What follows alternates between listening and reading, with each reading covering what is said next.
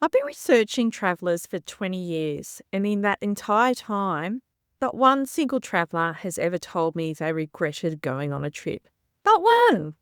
But I have lost count of how many have told me they wish they'd gone sooner. I'm Bron from the Solo Travel Collective, and today I want to talk about something that's been sitting in my head for quite a few months now. So I had coffee with a friend last week who's been planning a trip to Italy for the last 11 years. That's 11 years. She's got the money, she's got the time, and she said the thing I keep hearing, Bron, right now is, maybe I'll just wait until the world comes down a bit. And I get it. The news is heavy, flights are expensive, there's a war here, a political crisis there, currency's doing weird things. But here's what I really want you to think about and sit with. The world isn't going to calm down, not in the way that we remember it. Uncertainty used to be a storm that passed. So you waited it out, the sun came back, you booked your trip. But now it's more like the weather itself. It's the climate we're living in. And I think that this is what we're going to be dealing with from here on in. So the question isn't, when's it going to be safe to travel?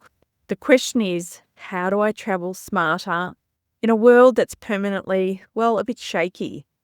And there's a few things I want you to think about.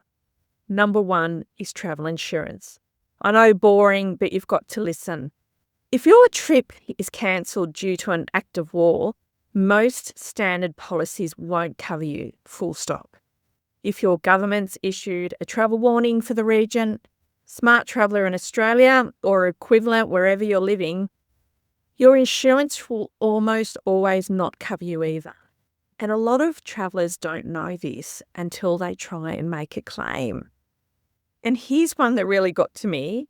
Recently, I've heard of home contents insurers refusing to pay out on a break-in because a homeowner was posting holiday photos on Facebook while they were away.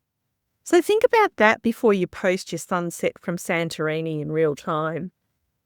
So if you're in midlife, 50 plus like myself, or older, it's not time for you to look for the cheapest policy on a comparison site. This is the time to think about what could actually go wrong on your trip. Scenario planning for you specifically. Weigh up the cost of a better policy against the cost of one when you need it. Second, weather. Climate has changed everything. Cyclone seasons are longer, heat waves are showing up in places that never had them before. Shoulder season doesn't always mean what it used to be. And you need to look at weather patterns with more attention to detail than you ever did. The third thing, the honest trade-off. If France has doubled in price, maybe look at New Caledonia. I know it's not the same, but it speaks French, the food is amazing, and the flight from Australia is a fraction of the cost and a couple of hours. Bali or Tahiti instead of the Greek islands. Tasmania instead of Scotland. Vietnam instead of Italy.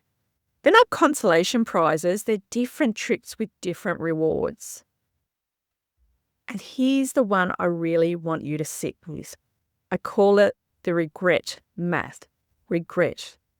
If you go and something goes wrong, the worst case is almost always you come home, you lose some money, you're still here. If you don't go, the worst case is you run out of time or health or courage, and the money you saved doesn't buy the trip back. That's the maths that actually matters. So plan your trip well, insure it properly, pay for it, and then go. So I've written a full blog post on this. I'll put the link in the comments below. Have a read, and if you're sitting on a trip right now and wondering if there's going to be another time, if it's the right time, tell me about it. Drop a comment or send me a message. I'd love to hear where you're at. My big takeaway here is don't have regrets. The worst thing that can happen is you go and you just have to come home. Thanks for being with me.